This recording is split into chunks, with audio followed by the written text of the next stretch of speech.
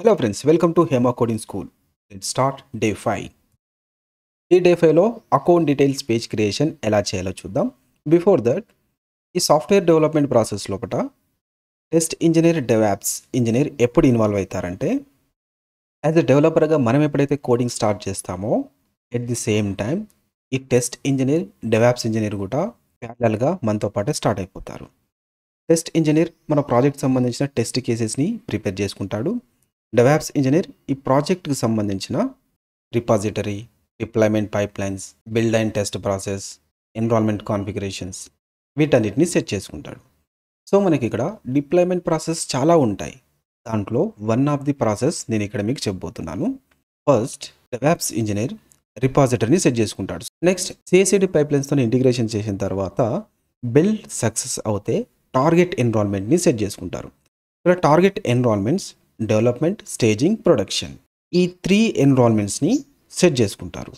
So first of all మనం ఏదైతే కోడ్ని పుష్ చేస్తామో ఆ కోడ్ని డెవ్ ఎన్విరాన్మెంట్ లోపల సెట్ చేసేస్తారు. సో ఈ డెవ్ ఎన్విరాన్మెంట్ కాన్ఫిగరేషన్ అంతా కంప్లీట్ అయిపోయిన తర్వాత ఆ యొక్క యూఆర్ఎల్ని టెస్ట్ ఇంజనీర్కి ఇచ్చేస్తారు. ఇక్కడ టెస్టర్ ఇన్వాల్వ్ అయ్యి కంప్లీట్గా వెబ్సైట్ని టెస్ట్ చేస్తాడు.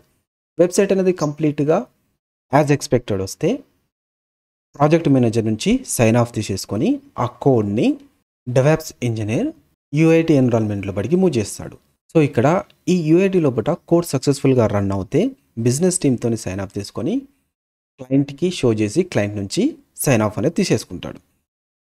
సో క్లయింట్ నుంచి సైన్ ఆఫ్ వచ్చేసిన తర్వాత సో యాజ్ ఎక్స్పెక్టెడ్ వచ్చిన తర్వాత దాన్ని ప్రొడక్షన్లోకి మూవ్ చేస్తాడు. సో ఈ విధంగా కంప్లీట్ ప్రాసెస్ అనేది జరుగుతుంది.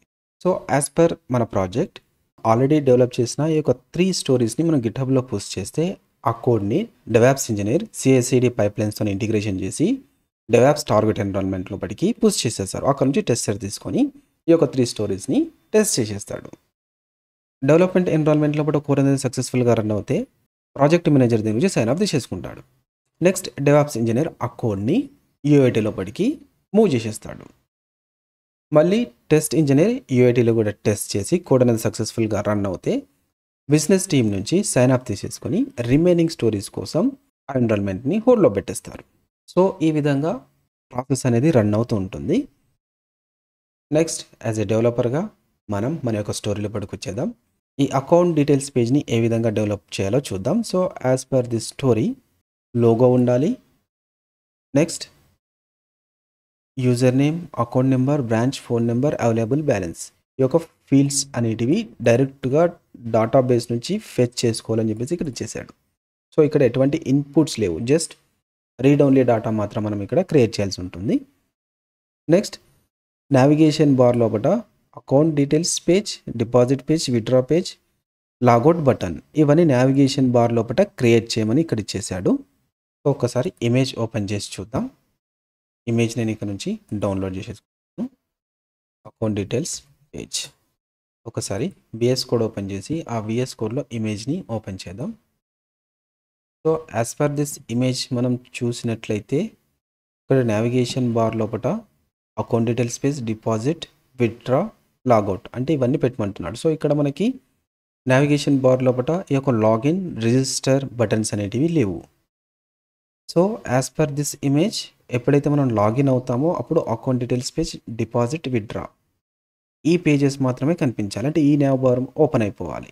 సో ఎప్పుడైతే లాగౌట్ మీద క్లిక్ చేస్తామో అప్పుడు మళ్ళీ పేజ్ అనేది హోమ్, లాగిన్, రిజిస్టర్ ఈ 3 బటన్స్ అనేది షో చేయాలి.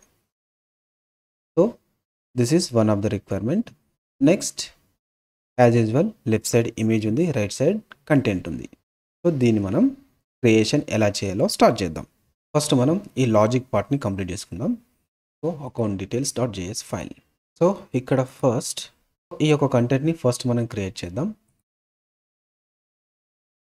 సో ఈ యొక్క డివ్ లోపల ఫస్ట్ ఒక పారాగ్రాఫ్ ట్యాగ్ తీసేసుకుంటాను. ఈ పారాగ్రాఫ్ ట్యాగ్ లోపల యూజర్ నేమ్ తీసేసుకుంటున్నాను. నెక్స్ట్ బ్రౌజర్ ఓపెన్ చేసి చూద్దాం. ఇక్కడ యూజర్ నేమ్ అని చెప్పేసి వచ్చేసింది.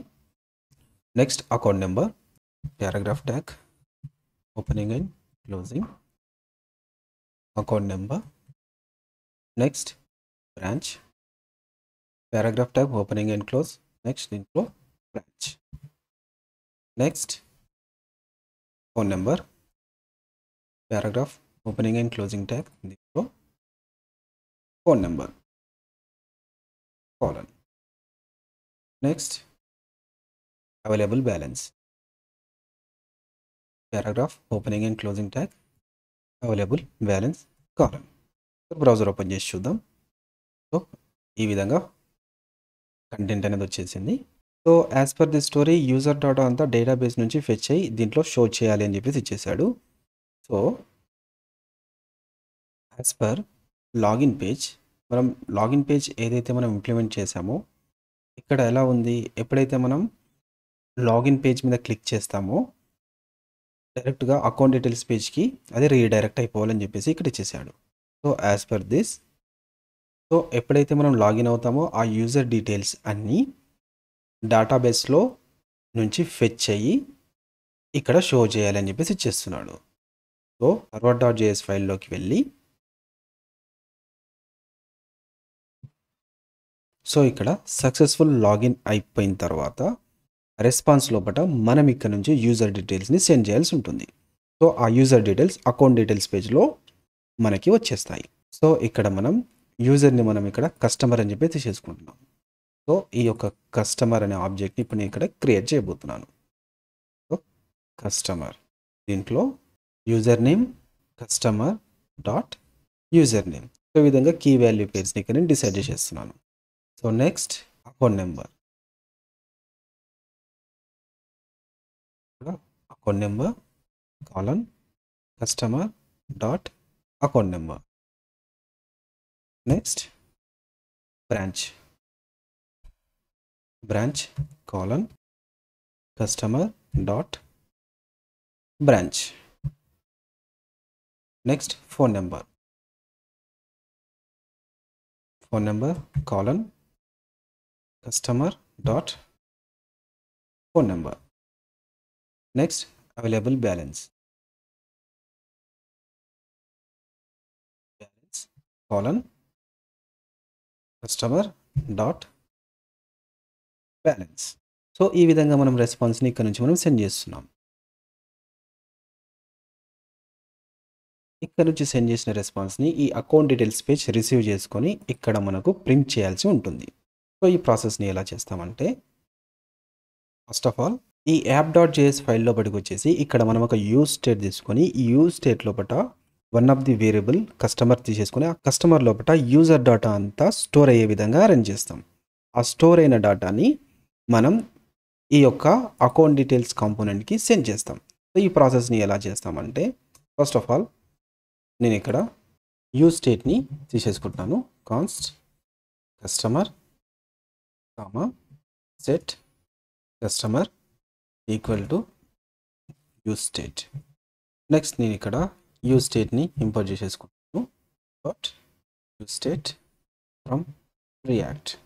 నెక్స్ట్ ఈ కస్టమర్ డేటా ఏదైతే ఉంటుందో ఆ కస్టమర్ డేటా అనేది అప్ టు డేట్ చేయడం కోసం నేను ఇక్కడ అప్డేట్ కస్టమర్ అని ఒక function తీసేసుకుంటాను.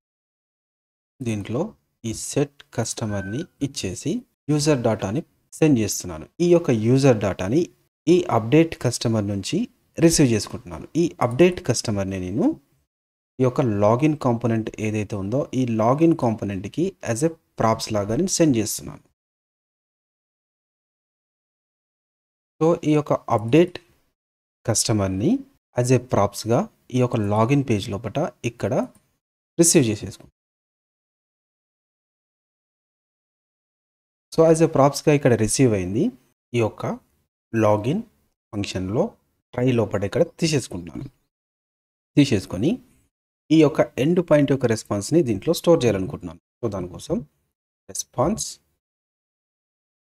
Dot data dot customer.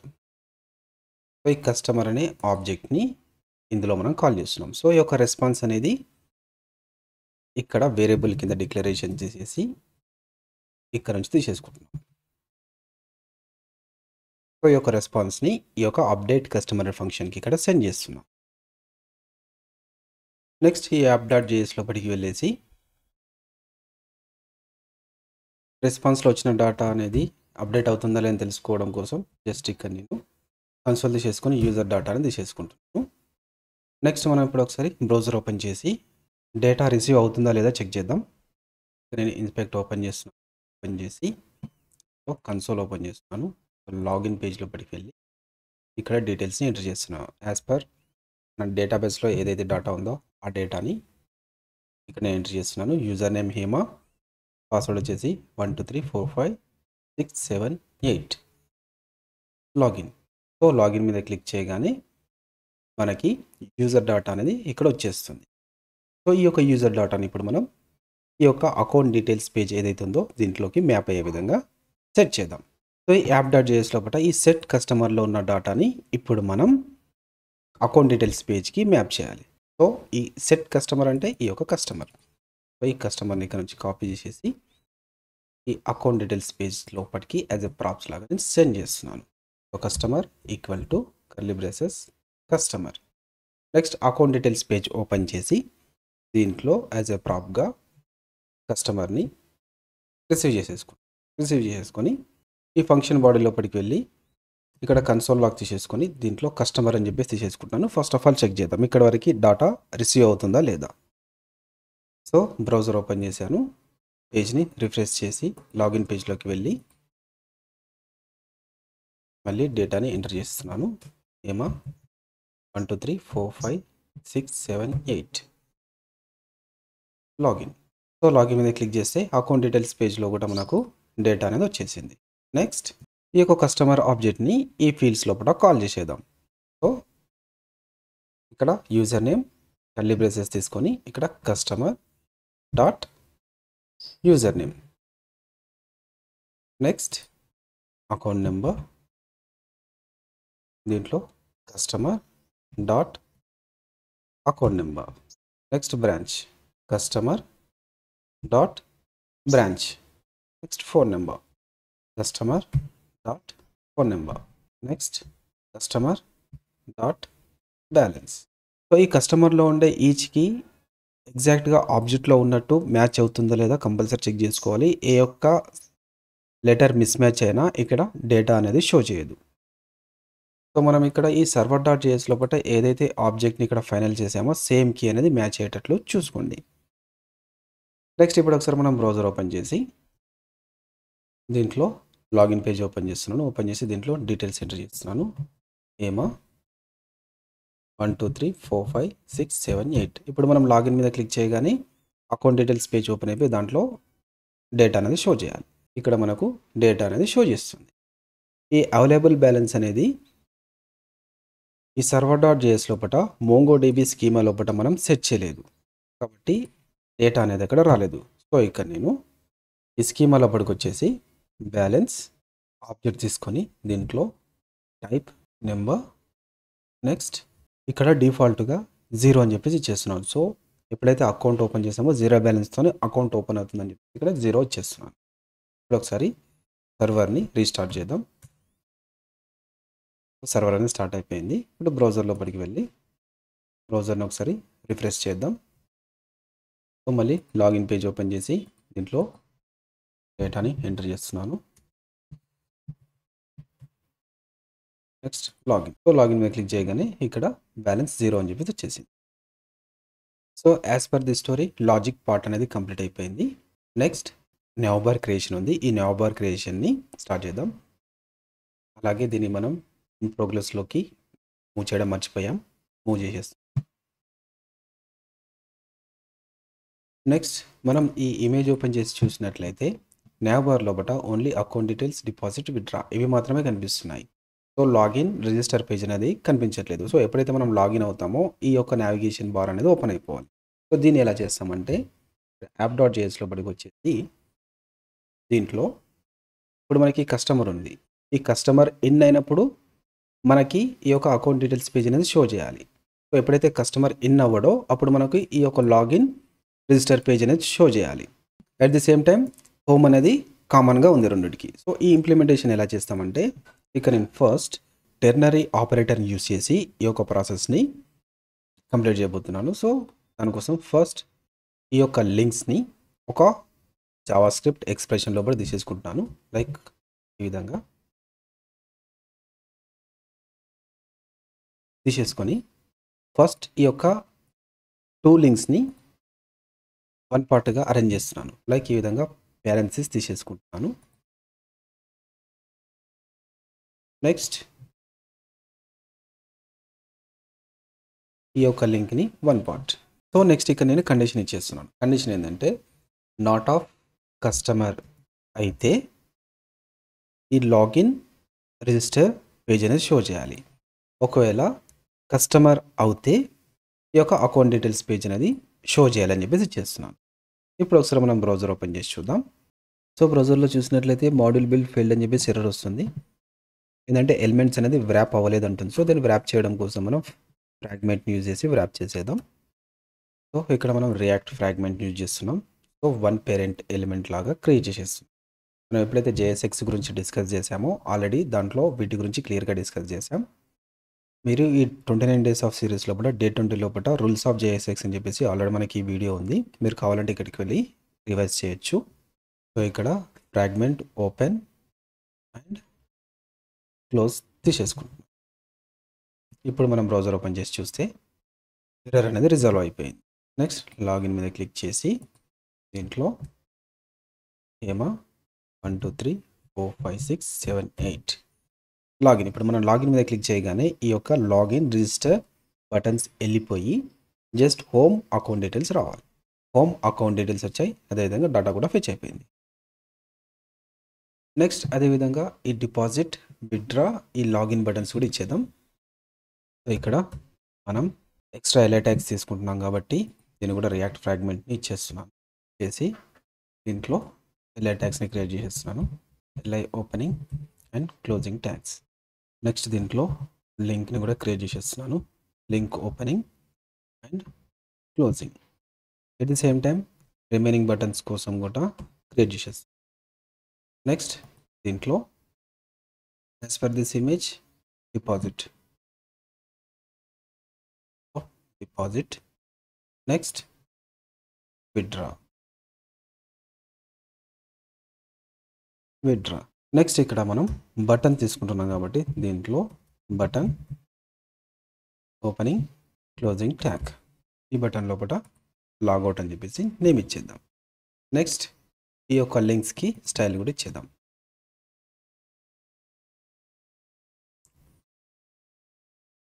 Next browser open చేసి చూద్దాం.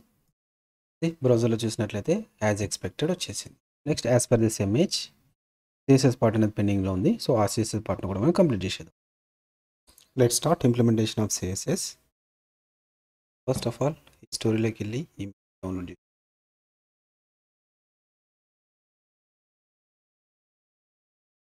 నెక్స్ట్ ఫామ్స్లోకి వచ్చి CSS ఫైల్ని క్రియేట్ చేసేసి account details dot CSS. Next ఈ అకౌంట్ డీటెయిల్స్ డాట్ JS ఫైల్లో వచ్చేసి CSS ఫైల్ని ఇంపోర్ట్ చేసేస్తున్నాను. Account details dot CSS. Next as per this image one side content one side. So ఒక కంటైనర్ తీసుకొని one side image one side కంటెంట్ని పెట్టేద్దాం. As like ఎలా అయితే హోమ్ లాగిన్ రిజిస్టర్కి చేసుకుంటూ వస్తున్నాం సేమ్ అదే ప్రాసెస్ని ఫాలో అయిపోదాం. సో డైరెక్ట్గా నేను ఇక్కడ ఈ యొక్క డివ్ కంటైనర్లో నెక్స్ట్ వన్ డివ్ తీసేసుకుంటున్నాను. Next one more div. Next వీడియోలో class name equal to account container అని చెప్పేసి చేసుకుంటాను. నెక్స్ట్ ఇక్కడ class name equal to image account container అని చెప్పేసి. నెక్స్ట్ ఈ డివ్లో పడుకోవచ్చు class name equal to text account container అని చెప్పేసి చేసుకుంటున్నాను. Let start giving the CSS for account container. Account details dot CSS file లోపలికి వచ్చేసి డాట్ అకౌంట్ కంటైనర్ తీసేసుకుని దీంట్లో డిస్ప్లే టెక్స్ట్ ప్రాపర్టీని ఇచ్చేస్తున్నాను. ఇమేజ్ అకౌంట్ కంటైనర్ అది చేసుకుని దీంట్లో ఇమేజ్ ఇచ్చేస్తున్నాను. సో బ్యాక్గ్రౌండ్ ఇమేజ్ URL దీంట్లో డాట్ స్లాష్ ఇమేజెస్ దీంట్లో అకౌంట్ డీటెయిల్స్. సో డైరెక్ట్గా ఇమేజ్ కంటైనర్లో ఇక్కడ మనం ఏవైతే ప్రాపర్టీస్ ఇచ్చామో ఇవి ఇక్కడ నుంచి కాపీ చేసేసి డైరెక్ట్గా అకౌంట్ డీటెయిల్స్ డాట్ CSS లోపల ఇక్కడ నేను పేస్ట్ చేసేస్తాను. ఇప్పుడు బ్రౌజర్ ఓపెన్ చేసి చూద్దాం. సో బ్రౌజర్లో చూసినట్లయితే ఈ విధంగా వచ్చింది. నెక్స్ట్ ఈ యొక్క బార్డర్ తీసుకుందాం. ఈ అకౌంట్ డీటెయిల్స్ పేజ్ లోపలికి వెళ్ళి టెక్స్ట్ అకౌంట్ కంటైనర్ని తీసేసుకొని ఈ సిఎస్ఎస్ ఫైల్ లోపల డాట్ టెక్స్ట్ అకౌంట్ కంటైనర్ ఈ విధంగా తీసేసుకుందాం. Next registration dot CSS file లోపలికి వెళ్ళి ఇక్కడ సైన్అప్ టెస్ట్కి ఏవైతే ప్రాపర్టీస్ ఇచ్చామో సేమ్ ప్రాపర్టీస్ని ఇక్కడ నుంచి కాపీ చేసేసుకొని డైరెక్ట్గా అకౌంట్ డీటెయిల్స్ డాట్ సిఎస్ఎస్ ఫైల్లోకి వచ్చేసి ఇక్కడ పేస్ట్ చేసేస్తున్నాను. ఇప్పుడు ఒకసారి మనం బ్రౌజర్ ఓపెన్ చేసి చూద్దాం. సో బ్రౌజర్లో చూసినట్లయితే ఈ విధంగా వచ్చేసింది. నెక్స్ట్ ఈ యొక్క లోగో విత్ టెక్స్ట్ని ఇచ్చేద్దాం. నెక్స్ట్ యాజ్ యూజువల్ ఎలా అయితే రిజిస్ట్రేషన్ డాట్ జేఎస్లో ఎలా అయితే ఇమేజ్ తీసుకున్నామో సేమ్ అదే ప్రాసెస్ని మనం ఫాలో అయిపోతున్నాం. టెక్స్ట్ని కాపీ చేసి అకౌంట్ డీటెయిల్స్ పేజ్లోకి వెళ్ళేసి ఇక్కడ ఇచ్చేస్తాం. నెక్స్ట్ సేమ్ ఇమేజ్ని ఇక్కడ ఎలా అయితే ఇంపోర్ట్ చేసుకున్నామో సేమ్ అదే విధంగా ఇక్కడ నుంచి కాపీ చేసేసి అకౌంట్ డీటెయిల్స్ డాట్ జేఎస్ ఫైల్లోకి వెళ్ళి ఇక్కడ పేస్ట్ చేసేస్తాం. ఇప్పుడు ఒకసారి బ్రౌజర్ ఓపెన్ చేసి చూద్దాం. సో బ్రౌజర్లో చూసినట్లయితే ఈ విధంగా వచ్చేసింది. నెక్స్ట్ ఈ యొక్క ఇమేజ్ను కూడా మనం అడ్జస్ట్ చేద్దాం. So account details dot CSS పేజ్లోకి వెళ్ళి ఇక్కడ డాట్ అకౌంట్ కంటైనర్ దీంట్లో హైట్ 60 పిక్సెల్ ప్యాడింగ్ 20 పిక్సెల్ తీసుకున్నాను. ఇప్పుడు మనం బ్రౌజర్ ఓపెన్ చేసి చూద్దాం. సో బ్రౌజర్లో చూసినట్లయితే ఈ విధంగా వచ్చేసింది. ఒకసారి ఇమేజ్తో కంపేర్ చేసుకున్నట్లయితే ఆల్మోస్ట్ యాజ్ ఎక్స్పెక్టెడ్ వచ్చింది. నెక్స్ట్ ఇక్కడ అకౌంట్ డీటెయిల్స్ అని చెప్పేసి మనకి ఈ విధంగా హెడ్లైన్ ఉంది. దీన్ని అరేంజ్ చేద్దాం. నెక్స్ట్ H2 ట్యాగ్ తీసుకొని దీంట్లో అకౌంట్ డీటెయిల్స్ కాలమ్ని యాడ్ చేస్తున్నాను. ఒకసారి బ్రౌజర్ ఓపెన్ చేసి చూద్దాం. సో బ్రౌజర్లో చూస్తే ఈ విధంగా వచ్చేసింది. దీన్ని కూడా పర్పుల్ కలర్లో తీసుకొని ప్యాడింగ్ ఇచ్చేసి దీనికి అలైన్మెంట్లో వచ్చే విధంగా సెట్ చేద్దాం. అకౌంట్ డీటెయిల్స్ డాట్ సిఎస్ఎస్ ఫైల్లోకి వెళ్ళి డాట్ అకౌంట్ కంటైనర్ దీంట్లో H2 దీంట్లో colour purple. Next padding left 40 pixel. Browser open చేసి చూద్దాం. సో బ్రౌజర్లో చూసినట్లయితే యాజ్ ఎక్స్పెక్టెడ్ సెట్ అయిపోయింది. నెక్స్ట్ ఈ బటన్కి స్టైల్ ఇద్దాం. సో ఈ బటన్కి స్టైల్ ఇవ్వడం కోసం యాప్ డాట్ సిఎస్ఎస్లోకి వచ్చేసి ఇక్కడ బటన్ దీంట్లో ప్యాడింగ్ 10 పిక్సెల్ తీసేసుకుంటున్నాం. నెక్స్ట్ బార్డర్ రేడియస్ 5 పిక్సెల్ తీసేసుకుంటాం. ఒకసారి బ్రౌజర్ ఓపెన్ చేసి చూస్తే సో ఈ విధంగా వచ్చేసింది. నెక్స్ట్ వీడియోలో మనం దీనికి లాగౌట్ ఫంక్షనాలిటీ ఎలా ఇవ్వాలో చూద్దాం. సో లాగౌట్ చేయగానే డైరెక్ట్గా లాగిన్ పేజ్కి రీడైరెక్ట్ అయిపోవాలి. సో ఆ ఫంక్షనాలిటీ నెక్స్ట్ వీడియోలో చూద్దాం. నెక్స్ట్ ఈ స్టోరీని ఒకసారి క్రాస్ చెక్ చేసుకొని కోడ్ని గిట్లోకి పుష్ చేసేద్దాం. సో లోగో విత్ ఇమేజ్ ఇక్కడ ఇచ్చేసాము. నెక్స్ట్ ఈ ఫీల్డ్స్ అనేవి కూడా ఇచ్చేసాము. నావిగేషన్ బార్ని కూడా ఇచ్చేసాము. ఇప్పుడు VS కోడ్ ఓపెన్ చేసి ఈ సోర్స్ కంట్రోల్ లోపల app.js, app.css, server.js, account details.css, account details.js, login.js, account details image. So ఇక్కడైతే మనం చేంజెస్ చేసామో ఆ ఫీల్డ్స్ని ఇక్కడ స్టేజ్ చేశాను. నెక్స్ట్ ఈ కమెంట్ లోపల account details story is completed అని చెప్పి కమెంట్ చేసేసి నెక్స్ట్ పుష్ చేసేస్తాం.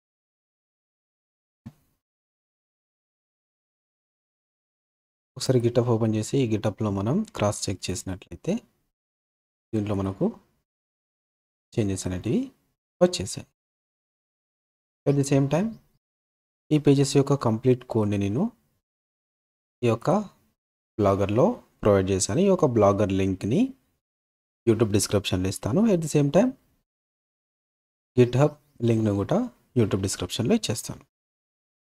నెక్స్ట్ ఈ స్టోరీలో ఇప్పటికి వచ్చేసి కమెంట్లో this story has been completed, code has been pushed into the GitHub అని కామెంట్ పెట్టేసి స్టోరీని డన్ స్టేజ్లో ఒకటికి మూవ్ చేసేస్తుంది. So totally 4 stories are completed. Next day 6 video లోపల డిపాజిట్ ఫామ్ని ఏ విధంగా క్రియేట్ చేయాలో చూద్దాం. Now I am signing off. Thanks for watching. Keep learning. We'll see you on tomorrow with day 6 video.